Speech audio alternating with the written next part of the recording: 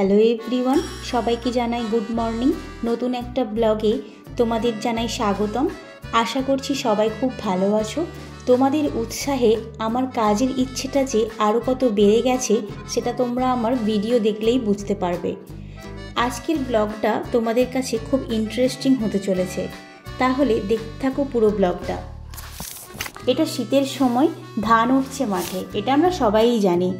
ধানের পাশাপাশি ডোবার জল শুকনো করে যে মাছ ধরা হচ্ছে গ্রামের প্রায় সব জায়গায়, তারই একটা ব্লগ আমি তোমাদের সাথে শেয়ার করে দিচ্ছি। রাস্তার বাঁধ উঁচু করার জন্য প্রত্যেকেরই জমি থেকে কিছুটা করে মাটি নিয়েছিল। সেই মাটি নেওয়ার পর জায়গাগুলো এরকম গর্ত হয়ে গিয়ে ডোবা মতো হয়ে গেছে। এইরকম ডোবা প্রায় সবাইদেরই জমিতে রয়েছে আশেপাশে। সেই মতো আমাদের জমিতে আলাদা করে কোনো মাছ চাষ করা হয় না। সেই মাটির দিয়ে বর্ষার সময় জমিতে হয়ে গিয়েছিল মাছ, সেটাই এখন ডোবা হয়ে গেছে। সেই মাছগুলোই শীতের শেষের দিকটায় এই ডোবার মধ্যে নেমে যায়। সেই মাছগুলোই কি ধরনের মাছ বিভিন্ন রকমের হয়, তো সেগুলোই আজকে কি পড়ে এই ডোবা থেকে তোমাদের সাথে আমি শেয়ার করে নিচ্ছি। চলো তাহলে দেখে নিই কি মাছ পড়ছে।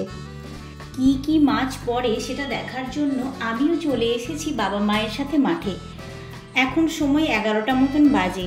প্রথমে এসে ছোট ডোবাটা ওগুলো পরিষ্কার করতে হয়েছে অনেকক্ষণ ধরে, কারণ এর মধ্যে অনেক বাঁশ কঞ্চি ছিল। বাঁশ কঞ্চিটা এই জন্যই রাখা যাতে কেউ নেমে মাছটা ধরে নিতে না পারে, তাই জন্য বাঁশ কঞ্চি ফেলে রেখেছিল আগে থেকেই বাবা। বাঁশ কঞ্চি থাকলে তো জাল দেওয়া যাবে না, তাই বাবাকে এসে অনেকক্ষণ ধরে এটা পরিষ্কার করতে হয়েছে আগে, তারপরে তো জাল টেনে মাছ ধরা। এখানে যা যা ধরনের মাছ পড়ছিল সেই মাছগুলো সাধারণত পুকুরে পাওয়া যায় না। শোল, লেঠা, গরই, কই, অনেক বড় বড় সাইজের দেশি পুঁটিও ছিল তার সাথে। মাছ তো ধরেই নিয়েছে। প্রচণ্ড কাদার জন্য ঠিক পরিষ্কারভাবে দেখা যাচ্ছে না মাছটা ঠিক কত বড় আর কি ধরনের মাছ। সবগুলোই কেমন কাদামাটি হয়েছিল। জলটা যখন পুরো ঘোলা হয়ে গেছে মাছগুলো তখন ছিলছিল করছিল এর মধ্যে, সেটা তোমাদেরকে আমি দেখাচ্ছি। আর পুঁটি মাছের সাইজটা কিন্তু অনেক বড় ছিল। বুঝতে পারছি না তোমরা ফোনে কতটা বুঝতে পারছো, কিন্তু আমি যখন মাছগুলো পরিষ্কার জলে ধুয়ে তোমাদের দেখাবো তখন তোমরা দেখতে পাবে মাছগুলো কত বড় বড় ছিল। দুই একবার জাল টানার পর বাবা মাছগুলো হালটে ধরার চেষ্টা করছিল ওইখান থেকে, কারণ বেশি জাল টানা যাচ্ছিল না, কারণ ওখানে অনেকটা পাঁক জমে গেছে। হালটে যখন মাছ ধরছিল হাতের মধ্যে কই মাছ, শোল মাছ, মাগুর মাছ, বিভিন্ন রকম মাছ বাবা ধরে ওপরের দিকে ফিকে দিচ্ছিল, আর আমরা ওপর থেকে সেগুলো গুড়িয়ে নিচ্ছিলাম। মাছগুলো দেখতে খুব ভালোই লাগছিল। ধরা দেখতে যেমন ভালো লাগছিল, হয়তো ধরতে পারলে নেমে আরও বেশি ভালো লাগতো, কারণ এই ধরনের মাছ তো আমরা দেখতে পাই না খুব একটা। পুকুরে যে সমস্ত মাছগুলো পাওয়া যায়, রুই, কাতলা, পোনা, বাটা, এগুলো তো বাজারেও দেখতে পাই, কিন্তু ধরা জ্যান্ত এই জল দিয়ে রাখা মাছগুলো, এগুলো দেখতে ভীষণ ভালো লাগে, কারণ বাজারেও খুব একটা বেশি পাওয়া যায় না, আর সবসময় পুকুর থেকেও এগুলো পাওয়া যায় না। শীতের শেষের দিকটাতে জল ছিঁচে মাছ ধরলেই একমাত্র এই মাছগুলো দেখা যায়। খিরে জালটা রেখে দিয়ে বাবা যখন মাছগুলো হাতড়ে নিচে থেকে ফিকে দিচ্ছিল তখন বিভিন্ন রকম ধরনের কই মাছ, মাগুর মাছ পড়ছিল। কই মাছগুলো দেখো তোমরা, হয়তো ভিডিওতে অনেক ছোট লাগছে ফোনে দেখতে, তাই বুঝতে পারছো না তোমরা, কিন্তু কই মাছগুলোর সাইজ অনেকটাই বড়ই ছিল। একটা করে কাদা মাখা কই মাছগুলো আমি তুলে রাখছিলাম। মা এগুলো যদিও বাড়িতে পাঠিয়ে দিচ্ছিল, বাড়িতে যাতে জল দিয়ে জাবিয়ে রাখা যায় সেই জন্য, তাই বালতি মাছ অনেক কম দেখাচ্ছে, কারণ এর আগেও দুই একবার হাফ বালতি করে মাছ বাড়ি পাঠিয়ে দেওয়া হয়েছে যাতে জল দিয়ে জাবিয়ে রাখা হয় আর মাছগুলো মরে না যায় তার জন্য।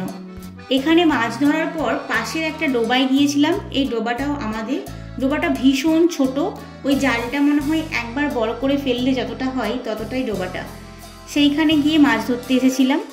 এইখানেও বিভিন্ন রকম নতুন ধরনের মাছ ছিল, নতুন ধরনের যেমন ট্যাংরা, বোতলে কই, বড় পুঁটি মাছ, আর তার সাথে কুচভেকটি, এরম ধরনের মাছ খুব একটা সচরাচর পুকুরে পড়ে না, তো তাই আমার কাছে তো নতুন মনে হচ্ছেই।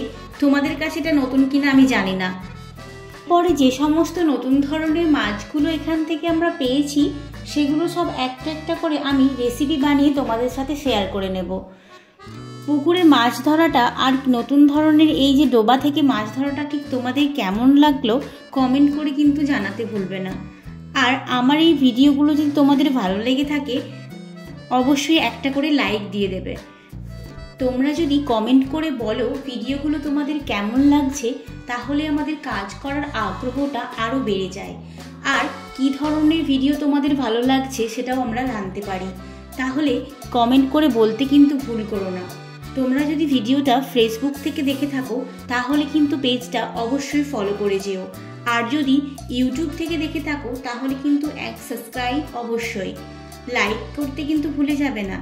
আজকে এই মাছগুলো আমি পেয়েছিলাম, তোমরা দেখো এই মাছগুলোর প্রত্যেকটা নতুন ধরনের মাছ, আর এগুলোর রেসিপি আমি করে তোমাদের সাথে শেয়ার করে নেব। মাছগুলো ধুয়ে নেওয়ার পরে হয়তো তোমরা চিনতেও পারবে এতে বিভিন্ন রকম ধরনের মাছ ছিল, এক রকমের নয়। মাছগুলো ক্যামেরায় কতটা বড় দেখতে পাচ্ছ বুঝতে পারছি না, কিন্তু সাইজটা অনেকটাই বড় বড় ছিল মাছগুলোর। এই মাছগুলো আমি সব একটা একটা করে বেছে নিয়ে আলাদা করে নিয়ে ধীরে ধীরে সমস্ত রেসিপি করে তোমাদের সাথে শেয়ার করে নেব। এই মাছগুলো ছাড়া যেগুলো বাড়িতে আগে পাঠিয়ে দেওয়া হয়েছিল জাবিয়ে রাখার জন্য সেগুলো একটা ম্যাজলার মধ্যে জাবানো আছে। চলো তাহলে দেখে নিই। এই মাছগুলো সব রকমের পাইলের মাছ একসাথেই ছিল। চলে যাচ্ছি আজকের মতো, দেখা হচ্ছে পরের ভিডিওতে।